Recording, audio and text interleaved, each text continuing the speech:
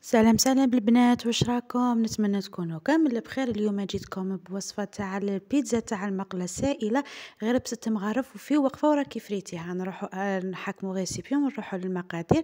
نديروا 2 حبات بيض و6 مغارف زيت و6 مغارف تاع الحليب و6 مغارف تاع الفارينه، ونديروا قرصه ملح وشويه تاع الفلفل ونخلطوها كامل. واذا جاتكم البنات كيما انايا صرا لي هنايا مشكل، درت 8 مغارف ضربه واحده، وهي من الافضل ديري بالمغرف باش ما تحصليش كيما انا وليت نزيد في الحليب، باسكو كل وحده والفارينه تاعها البنات كاين اللي تشرب يعني، وكاين اللي مليحه. انا لهنايا من زهري كان الفارينه شربت لي، ودرت باكي تاع خميره تاع الكاطو. انايا البنات هذو المقادير يديروا لك 2 خبزات، تحبي كيما نتيا تكوني براسك يا اختي ديري حبه برك تاع البيض، ومقادير كامل اللي قلت لك عليهم 6 كامل نص فيهم، ومنهم الخميره ديري نص باكي تاع خميره كيما راكم تشوفوا البنات، وخلطي مليح. وهنايا ثاني البنات درت خلطه هنايا من الافضل ومن الاحسن، تخلطي بالمغرف تاع اللوح، ما كان لا فوي لا عفوا لا مغرف تاع لا مغرف هكا عادي، ديري بالمغرف تاع حطاب يعني باه تجيك خفيفه وتجيك بالخف تلمي العجينه. وهنايا البنات الخليط تاعنا لازم يكون مش عجينه، يكون شويه سائل يعني رايح للثقوليه كما راه هنايا موضح البنات في الفيديو.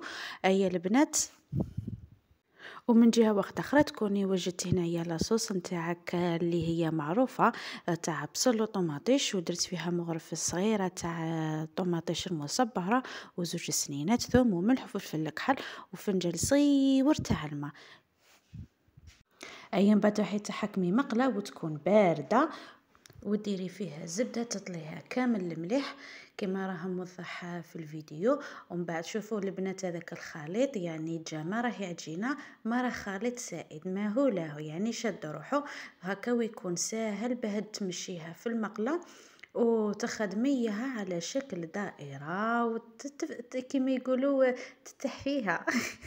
اي البنات هنايا كما راه موضح. وهنايا تروحي تجيبي لاصوص نتاعك تكون بيان سور بارده، تمشيها كامل فوق الخليط غير بشويه، دوريها كامل ما تخلي حتى بلاصه. هكايا. ومن بعد تروحي تحكمي لهنايا البنات البطاطا عطون. نتيا الطون واش تحبي ديري طون طوماط تاع الزيت، ديري بولي فومي، كل واحد ومقدورو. تحبي ديري لا فيونداشي، تحبي الدجاج سيرتو اذا كان باقي لك الدجاج من قبل المحمر هذاك ديريه من الفوق، وديري شويه تاع الزيتون. البيتزا يعني تقدري تعمريها باللي تحبي وبالشي المقدور عليه واللي عندك في الدار حاضر، وديري حبيبه زيتون الكحل. ومن بعد هنايا من الفوقات ديري الفرماج غابي. هنايا فرماج غابي انا نخدم بزاف، شحال مره نقول لكم بنابولي ولا شيدار. ماذا بك اذا كان عندك تشيزي ديري تشيزي ثاني يجي ابن تاع لي ساندويتش ويذوب لك ما شاء الله.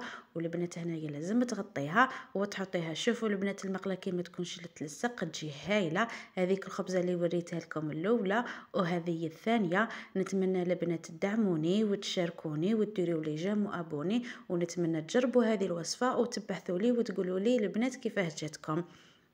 كيما هذه اللي كاين هنايا اللي يبغيها شينه وكاين اللي يبغيها رقيقه.